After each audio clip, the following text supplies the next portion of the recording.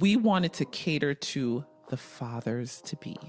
Or maybe you're already a father and this is your second or third or fourth or fifth time around. There are certain things that they were pressuring us to do that I started fighting back on, but it's beating like out of my chest.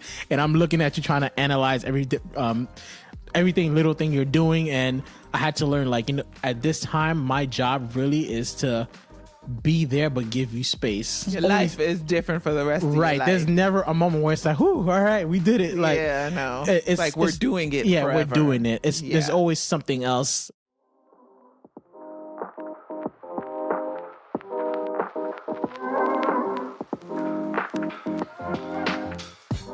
Welcome to the NOIRPOISED podcast, where wisdom is power is more than just a motto.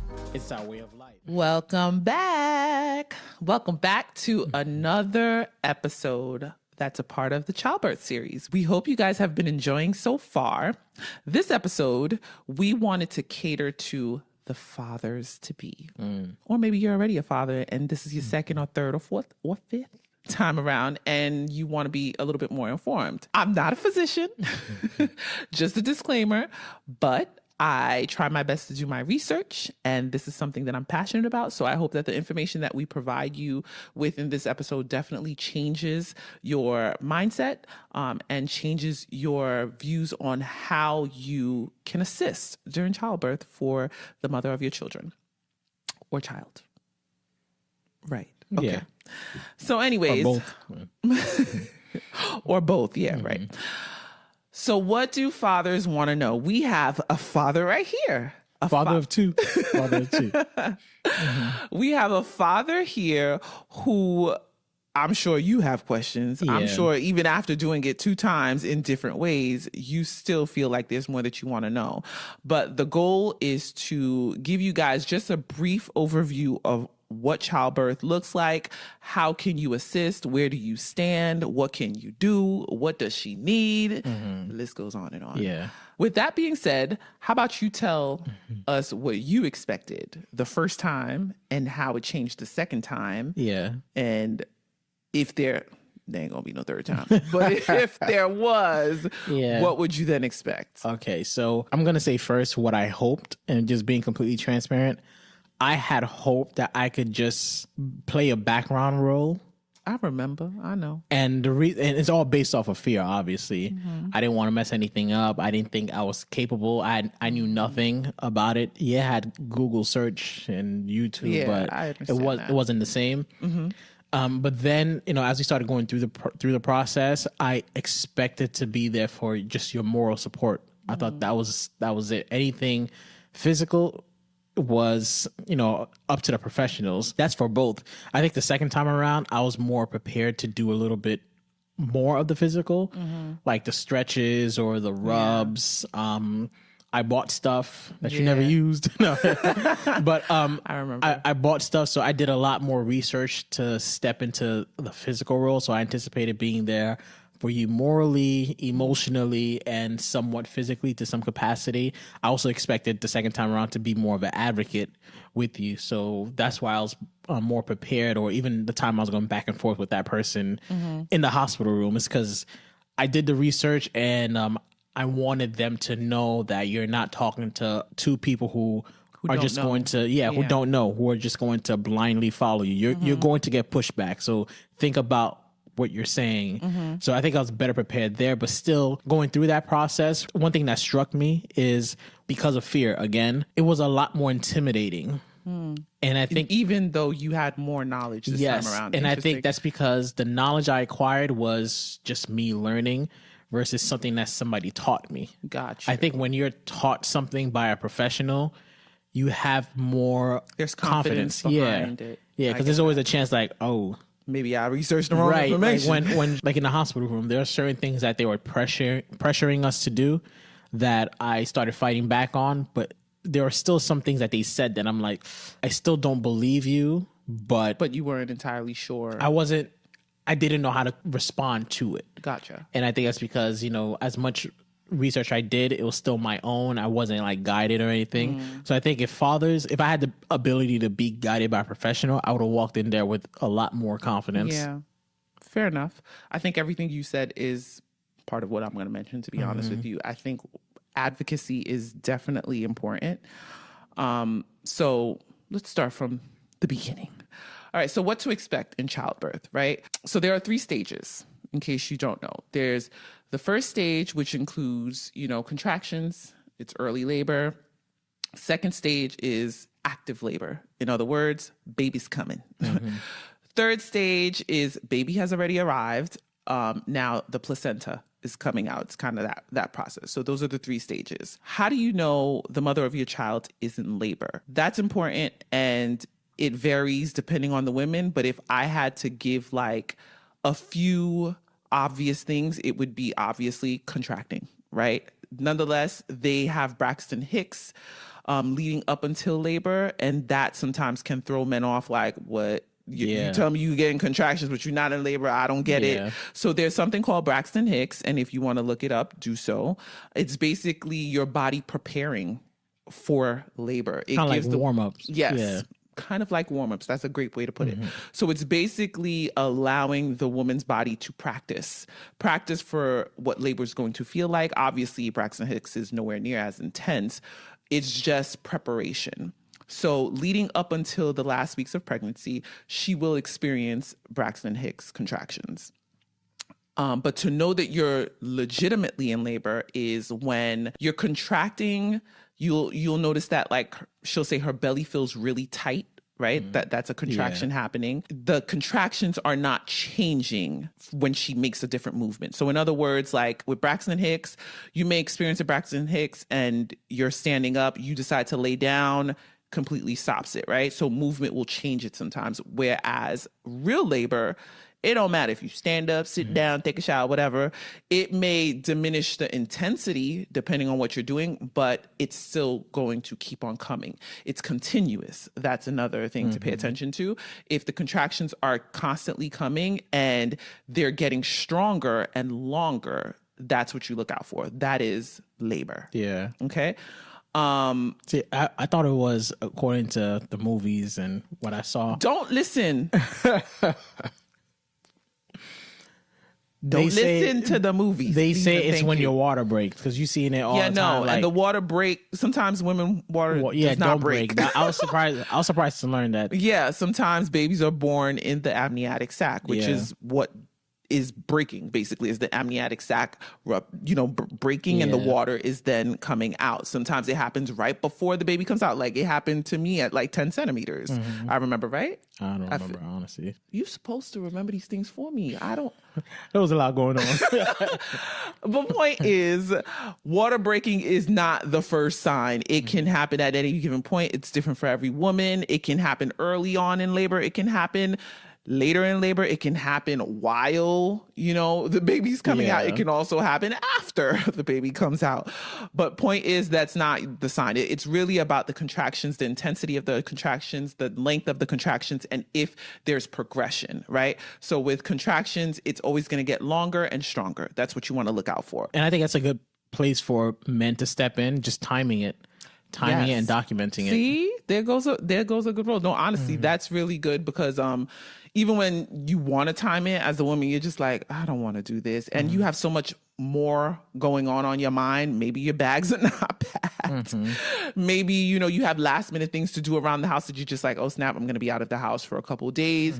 Or maybe she just wants to focus, in that space. Like generally, I feel like most women want to know that the miscellaneous things are taken care of so they can focus on what's happening to them and what's about to happen to them. But with the timing, the importance is to know how long is each contraction and how far apart they are. So one of the tricks is 5-1-1, knowing that they are 5 minutes apart, 1 minute long for about 1 hour. That tells you, okay, if we're having a hospital birth, we got to get to the hospital.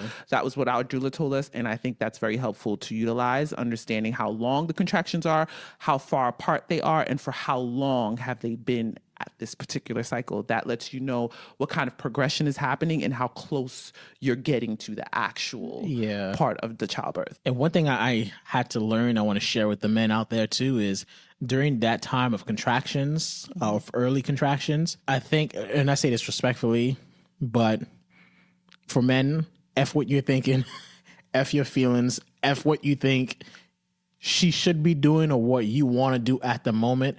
Because there's times when you're experiencing contractions, you were folding clothes, and my heart is beating like out of my chest, and I'm looking at you trying to analyze everything, little thing you're doing. And I had to learn, like, at this time, my job really is to be there, but give you space. Because I think sometimes, especially men are more logical. It's game time in our heads. Like, no, you should be doing this. You should be doing that. Right. Let her take her time, kind of like be on the sideline. The way I think about it, I say this so many times, I love boxing, so everything relates to that. But just like the fighter's in the ring for 3 minutes and you, your coach, you're studying and periodically you'll come in and say this or do that. I saw it that way because it didn't make sense to me how someone could be in active labor and, they're going to fold some clothes. They're doing this, they're doing that. Everything in me wanted to say, no, I think you should be taking a shower right now, or I think you should be doing this right now. But and I think all men could relate because that's how we think, just logically. The second time around, that didn't translate. So you did pretty good at staying calm. Yeah, I mean, the first time around is pretty obvious. Yeah. Second time around, I think you did pretty good. You let me do me. Yeah, I was like, oh, he ain't bothering me. I'm doing everything. But the whole time I was like. I was breathing. That's good advice because I think that's another point that I wanted to make is the importance of like trusting her. Yeah. Trusting that she is aligned with her body and she knows exactly what's going on and trusting that like if she says she's capable, trust her with that. And that goes across the board leading to the child coming in.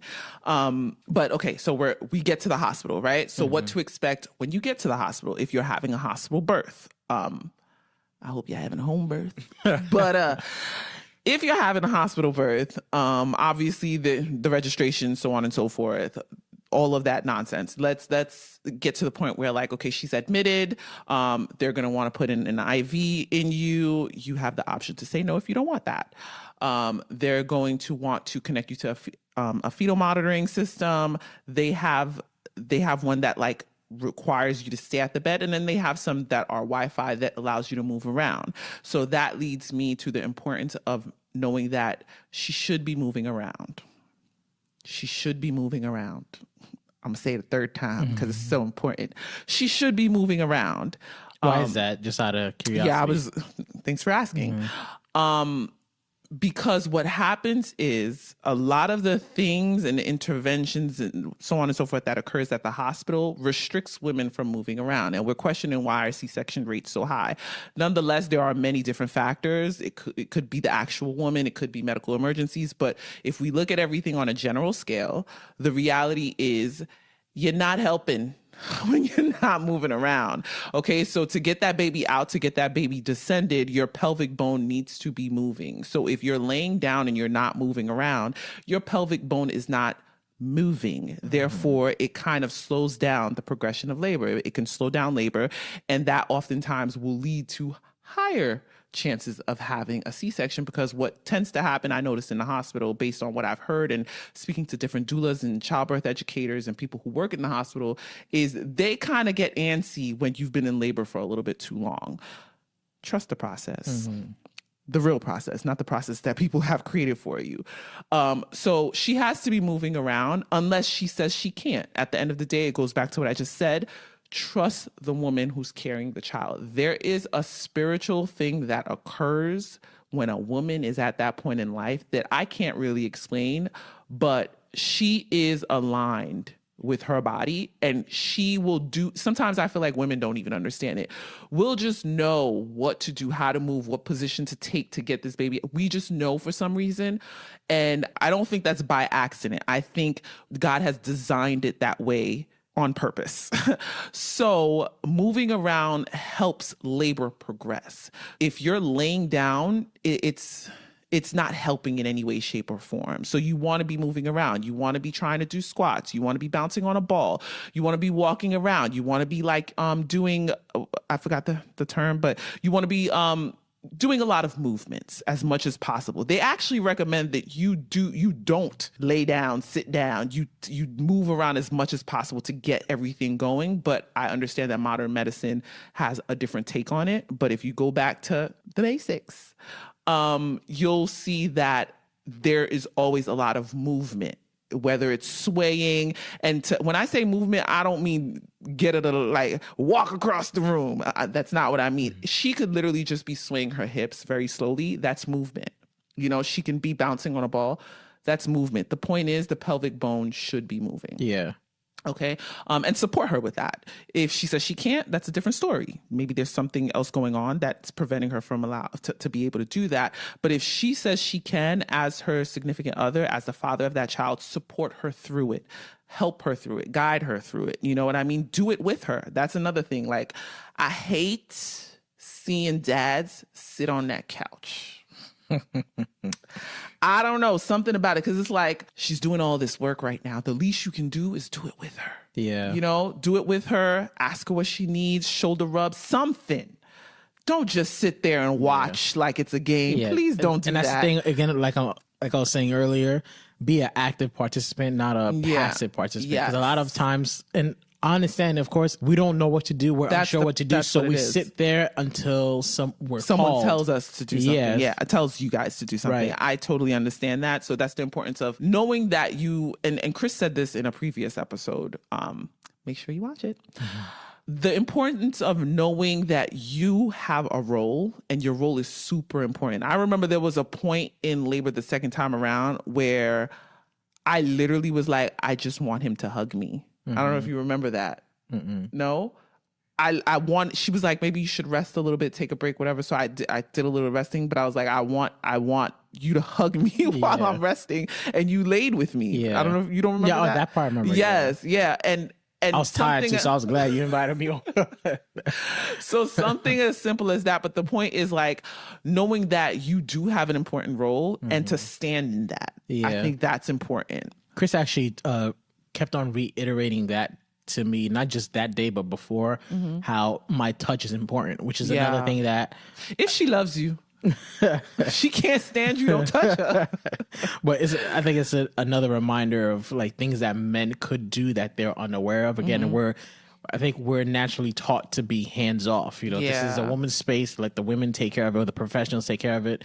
But just a shoulder rub, just laying down next to the partner, anything as crazy as it sounds, that's at least sort of romantic, you know, look into her eyes, making her feel love. Because the more love she feels at the moment, the smoother the process will go. Thank you for saying that. That brings me to the love hormone, is what they call it, oxytocin. So it's a hormone that the body naturally creates when a woman is feeling those feelings. Yeah. And you may have heard of Pitocin, which is what the hospital uses as kind of like to replicate that in a sense, or at least they think.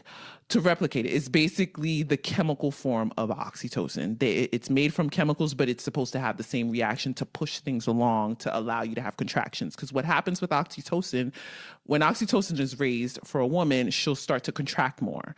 And that's what you want. So you'll hear people say like, it's okay to have intercourse, right? You know, like in early labor. I don't know. It's up to y'all. But little things like that, or like he said, a hug, a touch, or saying things that makes her laugh, saying things that make her feel loved. But point is, you want to increase oxytocin as much as possible. And the way to do that is to make her feel good. However that may look, make her feel good with words, with touch, with laughter, with music, with dancing, just the whole nine. Yeah. Make her feel good, make her feel safe. I think that's definitely a man's role, because that, you know her. You should be able to do that.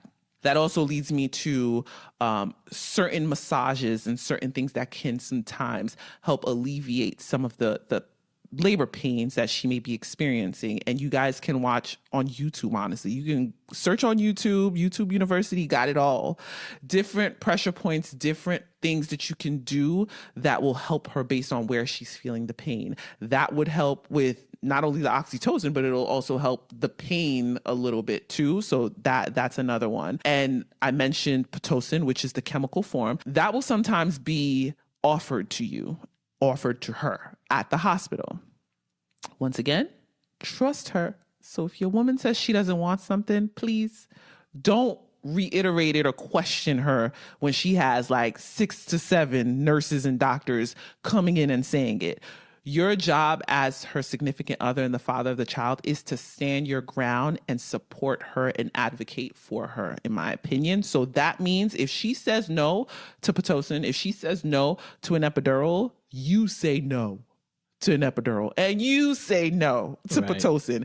If anything, your role is to validate her in that, is to remind her how powerful and how capable she is to do it the way that she desires to do it. So that's my number one thing, because I've heard of dads saying like, you sure you don't want that baby? Yeah. Like, don't go question that woman if she says she doesn't want it. Please do not do that. Speaking of epidural, so if you don't know what an epidural is, it's basically a concoction of things that will basically numb her from, the waist down. There's different types, but the most common used one will numb her from the waist down, and it's given through her back into her around the spine. Which sounds great. Yeah. It sounds great, but there's always a but. Yeah. There's always a but when you interfere, I feel, my opinion. So with the epidural, it tends to have fentanyl in it, right? And it's crazy. Yeah. I think there's situations where it also can have morphines, but the point is it has an opioid in it. That's basically what's making you, it's an anesthesia to some extent. Yeah. So it's basically an anesthetic, and it's also mixed with an opioid. So sometimes it's fentanyl, sometimes it's morphine. It really depends on what epidural combination they're using, but nonetheless, it's made to numb you so you don't feel pain, right? So the problem, or my problem with that is, yes, I understand every woman's pain tolerance is different. Yes, I understand that it's the woman's body, her choice. Totally get that. But hear me out. With the epidural or numbing pain, it kind of cuts that connection between you and the baby, understanding where you are. So earlier I mentioned how trust her. She knows what she's feeling. She's aligned. There's something spiritual that occurs in the process of childbirth where we are so in tune with our bodies that it's unexplainable. Drugs, while they can be helpful, I'm not going to downplay them all the time. In situations such as this, I feel like it plays more of a division. How so? Division in the sense it cuts that connection. Oh. Where now if you're numb, you don't know what you're feeling. You don't know what's happening. You don't know if something's off. You can't really read your body because you don't feel your body. You can't read your body. And there's actually, they've said that sometimes these drugs can actually make labor pains worse, specifically with the Pitocin. Because what Pitocin does is it causes you to contract more frequently and stronger. That's what it's used to induce labor. To try to get the baby out. Basically. Yeah. But the problem with that is sometimes it can be given too soon, and it's just making the woman go through excessive pain too rapidly. And now she's exhausted, and you have to consider the fact that they don't let you eat. So where's your energy source coming from? That actually caught me by surprise too. The idea that a woman's going to get fatigued, not like, oh, I'm tired because I've been in labor for 12 hours, but your body could only contract a certain amount of time. Yeah. So that there's a term for it. But I'm not sure, so I'm not even going to say. But point is, with Pitocin, sometimes your uterus can contract so much, so frequently, and so strong that it actually drains her. Her, and now it makes her probably have to need a C-section, unfortunately. So those are some of the drugs that they may offer you: epidural, Pitocin, right? Depending on where you are in labor, to each his own. If you choose to do it, you choose to do it. There are women who have taken the epidural and have had success stories, and they had their baby totally fine. And there are women who, like I said, it interferes with the process of labor. And you'll often hear sometimes they'll be like, I was at this centimeter in labor for this amount of time. Baby wasn't moving down. It's just like, in my opinion, I feel like drugs often interfere with the process. And anytime you have interference, you have to be prepared for the consequences. That's really it in a nutshell. So expect for those to be introduced. The point of bringing this up is so you know what it is, and if your significant other chooses to or to not take it, you can be there to be an advocate for her and to support her in whatever decision she makes, and to make sure that you are educated and sharing that education with her, having those conversations. And that brings me to the importance of a birth plan. I don't think I mentioned it, but create a birth plan. I know it sounds silly, but you need it in anything that we do, whether it's business, whether it's family, whether it's religious, there should always be an outline on what the goal is, right? What we want and how do we get to that specific place. And because it's not just the woman, it's you are her significant other, you are her support system, and she may have other people who are supporting her, whether it's a doula or a midwife or a physician, everyone in that room, because there are going to be a lot of people in that room, they need to know what you guys want, what you guys don't want, what you guys prefer. There needs to be an outline of that, because in that moment, I feel like using time to explain a bunch of things or going back and forth with the medical professional is so unnecessary. Creating a birth plan allows your physician to know in advance what you want, what you guys want for this out of this situation. It also allows the nurses who are helping you through the process and everyone who is a part of the process in that hospital to know what you desire, what you don't desire, what to do in certain situations. I think it makes the process that much smoother. It also creates alignment between you and your significant other. So as the father, review that birth plan, know it front and back, know it every letter if you got to, okay? Make sure you have copies of it so that way she's not worried about giving it, but you have it on hand to be able to provide it. And that allows you to be more of an advocate for her. So when you notice something is going against what you guys wished for or stated that you wanted, you can then question it in a polite way. And make sure everyone who is going to come in contact with the person in labor knows about it, because sometimes like one person may know, another person may not know, and they're giving conflicting suggestions. So I mean, just make sure everyone is on the same page, and it starts with the birth plan. Yeah, for sure. And the birth plan is basically a list of like your wishes, what you do and do not want. Do you want medication? Don't want medication? What to do if something arises, if an emergency occurs. It can also be something silly as like what kind of environment you want. You want dim lighting? Sis, brother, get the dim lighting. You can request these things. So it's literally everything you want for the process, just making everyone aware. You can mention things as simple as like, maybe there's certain words, or maybe you had a certain experience in the past that causes, I don't know, anxiety, let's just say, right?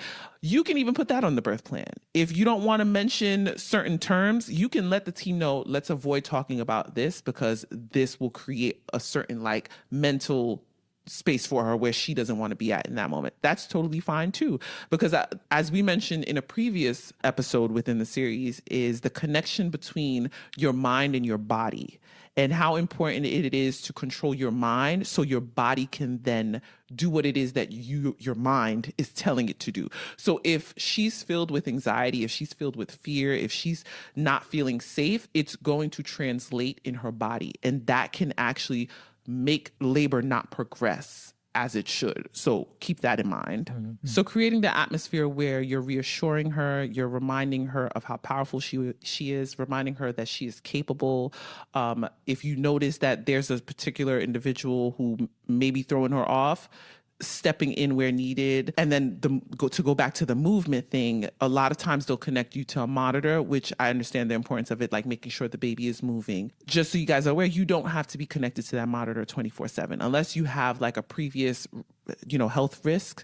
You don't have to be connected to it consistently. You can actually request that it's done in intervals. So that way that allows you to move around freely, allows you to be able to do the movements that you want to, so you're not bedbound. Also interventions, they may want to intervene with the process by doing certain techniques or procedures. Her call. So in a nutshell, I think that's just like the brief overview of what to expect leading to labor, in labor, and then there's stage 2 of labor, which is baby's coming out right now.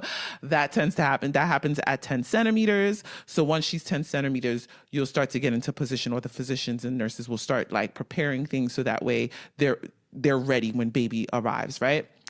Positioning. This is very important because I know here in the Western side of the world, we push for women to be on their backs, and that is not a normal position. But again, to each its own. Positioning is very important in helping through labor. So laying on your back, you're not helping, right? Because think of gravity. If the baby's coming out down, it makes sense for you to be in a position that allows the baby to help the baby to come out. So if you're laying on your back, you're actually stalling it. You're creating the possibility of having more tears is basically what would happen. So you want to allow a woman in labor to take the position that feels more comfortable for her. So I think that's an important conversation to have with the woman. Nonetheless, she may say she wants to give birth in a certain position. When that time hit, she's going to take the position that feels right. So even if she's a woman that's like, no, I want to do it standing, I want to be squatting. Listen, take it from me. You may be like, I need to lay down. So positioning is important, but the goal again goes back to supporting what she feels is the position she wants to take. A lot of times when men think about labor or just that process, it seems very emergent, and it is, of course, but emergent and fast paced. One thing that caught me by surprise is how long it could be. That's not the case for every woman, but there's a long period of you just walking around. Sometimes you might want to lay down. You might want to be on the ball. Going into it the second time, I think I had a better understanding of that. So for men, it's good to conserve your energy as well. That's something that our doula told me repeatedly. Like, you make sure you eat too, you know, because sometimes you're such in a stressful environment. You're not thinking about yourself, which is right, of course, but you got to make sure you eat. You take the time to do that, but because that process could be really, really long. I think our labor was 3 days. Yeah, 3 days. But nonetheless, not 3 days in the hospital. Yeah, not 3 days in the hospital, but at home even in the hospital, it was a good half a day, I'd say. Yeah, like 12 hours, I want to say, if I'm doing the math correctly. Just about. Yeah, so most of that is not much happening. Again, like a lot of back and forth, and I think a lot of men need to understand that, because if you understand that, you'll be better prepared to pace yourself so you're not on edge. So by hour 4, you're like, when is this baby coming? And I think it's one of I've seen a whole bunch of videos about men in the delivery room passing out. Yes, that does happen. Watch some videos in advance if you have to. That was something I told you even before we got married. I was like, I want you to record those. So how are you going to do that? Yeah, at first I didn't think I could do it, honestly, but it could just be because it's you and it's not, the space is different. Right, I understand. You know, but it wasn't anything like that at all for me. I mean, he caught the baby, guys. Yeah. But men need to pace themselves and understand that. Make sure you're eating. Make sure, you know, your spouse, if there's food available, if she could eat, she does that, because it could be a long process. Yes. And what's crazy is in the hospital, they told you not to eat. I ate, right? They told you not to eat. Yes, and I thank you for saying. I was going to follow up with that. And again, this is what I think men could step up. They told her not to eat, and I'm texting the doula, like, they said don't eat, and she was like, go get something to eat. Facts. But I'm gonna tell you guys why they don't want us to eat. Right? Was I cutting you off? Well, let me finish saying this. Okay, go ahead. So I literally, grown ass woman, snuck food in the hospital room. Sure did. Underneath, had myself a salmon fillet. Stuffed the lunchbox, and I seen this. I heard somebody say this before, where just look like you're in a rush. Nobody's gonna stop you. So I did exactly that. I went downstairs. My bag was like this small. I came back like this big. But it was important this is why I really think home births should be the way. Because it's like, why should I have to be controlled? I'm an adult. You know, and if your body feels hungry, it feels hungry, right? And you need food for energy. I think that's the main takeaway is be ready to pace yourself. And I think that's why I mentioned the videos about men passing out. I think it's maybe it was just they didn't know what to expect. So combination of you didn't know it was gonna happen this fast or this slow, to you not eating, to a whole bunch of stuff. You get lightheaded, and nonetheless just forgetting about yourself. You don't want to be the man that passes out in the delivery room. She may not say nothing, but she's gonna be looking at you. Man. She's gonna be looking at you for the rest of your life. Like, yeah. Man couldn't even make it. But why don't they want you to eat? Okay, so they tell us not to eat. It's just because in case you go into surgery. So in case you need a C-section. Basically. But your goal is not to have one, right? That's what I told myself. I was like, at this point, I understand the risks. I understand that there is that chance, but I'm going in knowing what's coming out and where it's coming out. I'm going in with your mind controls your body. It controls your reality. So I literally went in like, well, I'm not having a C-section regardless of what they say. So I'm eating. I remember they were offering us, they said you couldn't eat, but you could have soda. I was so confused about that. Yes. Backwards. Everything is backwards. Why would I want to have carbonated, like sugar-filled? Yeah. Backwards. Again, to each his own. I'm not judging you guys if you did it, okay? No. I thought you were saying not judging the hospitals. Yeah. I'm not judging you guys if you did it, but inform yourselves. Inform yourselves. The reasoning why is because in case you have to, something happens emergently and you need to go into surgery, they want to make sure that your system is empty, right? But you know what you want for yourself. And I'm not saying you got to do all the things. So don't eat and then you're not doing all the other stuff. There's that chance. Yeah. But that's ultimately the reason why. It's because there's a chance you may have to go into surgery. They want to make sure that your system is empty and there's no potential increased risks if they were to operate on you. Yeah.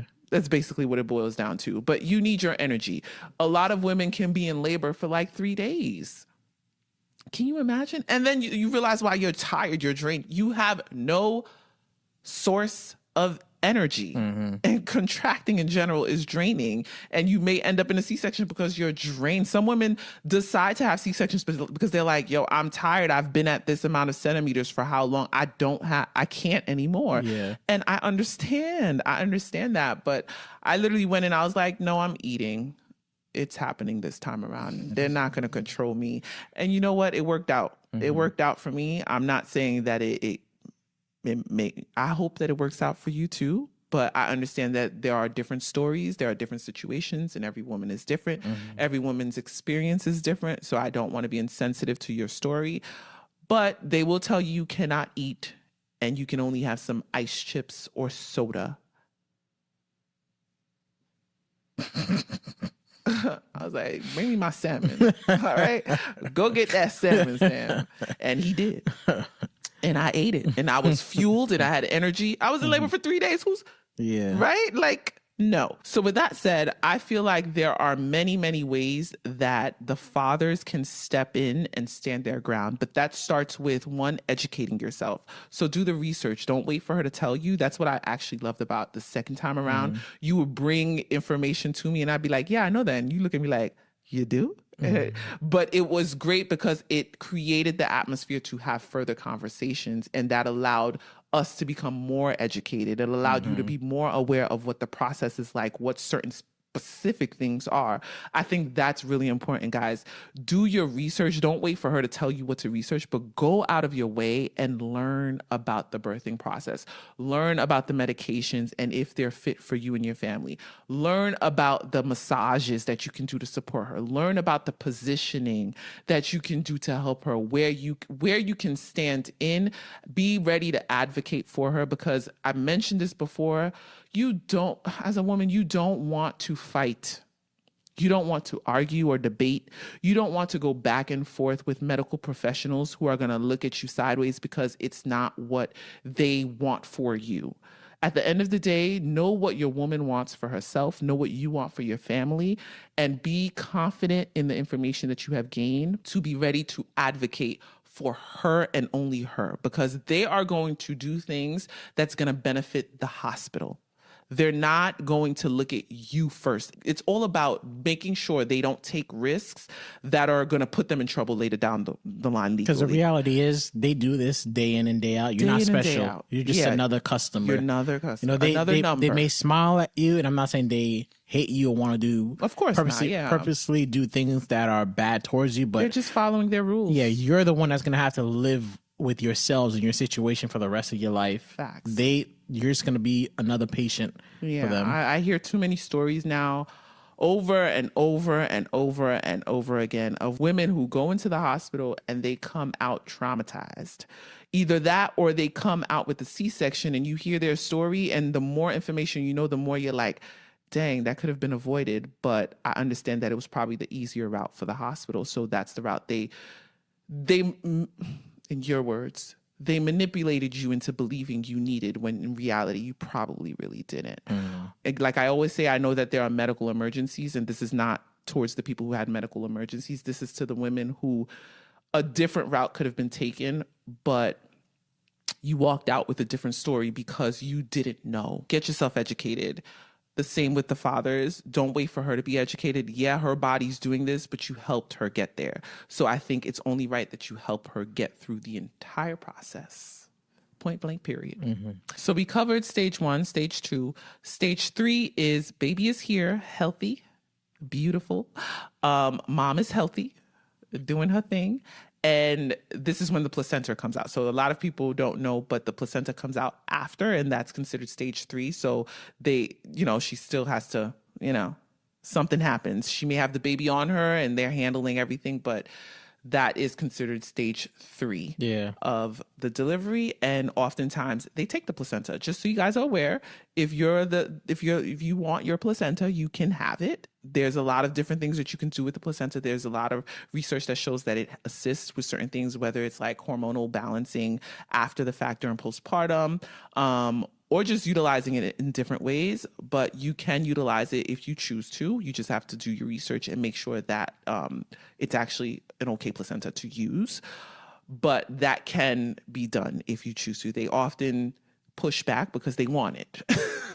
There's a lot of nutrients and richness within stem cells within the placenta. So at this point, also you could keep the cord attached longer if you want to. That's another thing. You can look into that. But if that's included in your birth plan, you can advocate for that, to have your baby attached to the placenta for a little while longer. They don't have to cut the cord right away. That's another misconception that they make you believe needs to happen. It doesn't. So do your research on that too. Something that I want to mention that I think all men should know. Naturally, you think the baby's out. Congratulations. All over, right? It's never over. And when I mean never, I mean it's never over. The baby comes out. You got to wait for you think it's over? No. Placenta comes out, right? And then the baby's crying. And it literally... Your life is different for the rest of your life. Right. There's never a moment where it's like, whew, all right, we did it. Like, yeah, no. It's like we're doing it forever. We're doing it. There's always something else to look forward to have to deal with. Yeah, it is beautiful, but I think a lot of men, I know I definitely during the first time around, I thought it was going to be like, for whatever reason, baby's born, you come home, back to normal life. I didn't think of it as... that brings up stage 4. Maybe we should do an episode on stage 4 because that's real. I didn't think of it as, no, this is something that's continuous now. Mm-hmm. The birthing process was just the very beginning. You know what? We might do another episode. No, seriously, because I think that's actually the part of childbirthing that we don't talk about enough. And I think a lot of relationships are hindered because of it. Stage 4 is, her hormones, bro.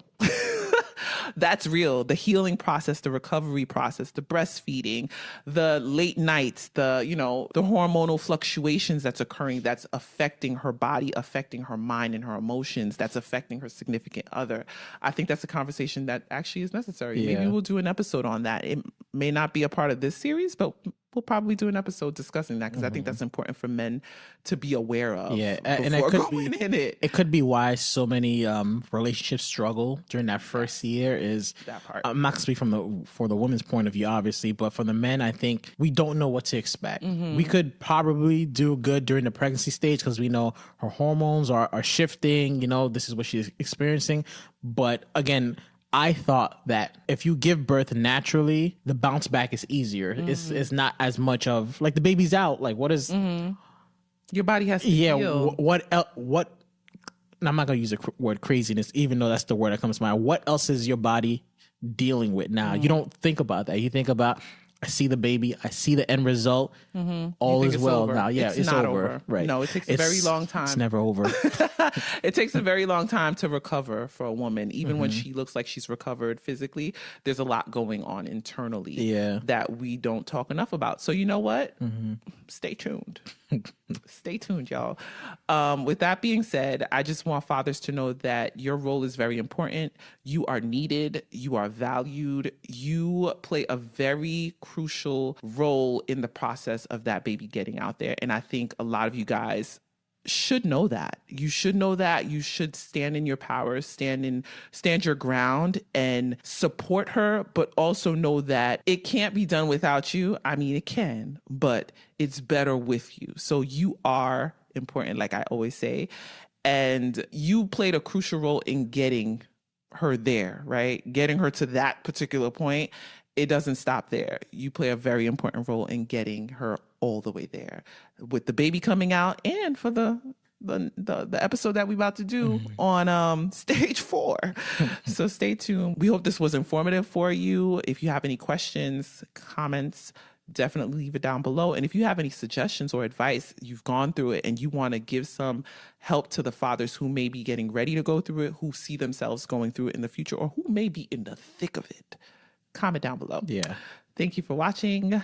Like and subscribe. See y'all on the next one. Thank you for spending your time with us. We hope you gained some knowledge today that'll promote poise in your life. We have new episodes uploaded every Thursday right here, same place, same time. Until next time, you can follow us on Instagram at NOIRPOISED Podcast to stay connected. That's NOIRPOISED Podcast. We'd love to hear your feedback. And remember, your wisdom is power.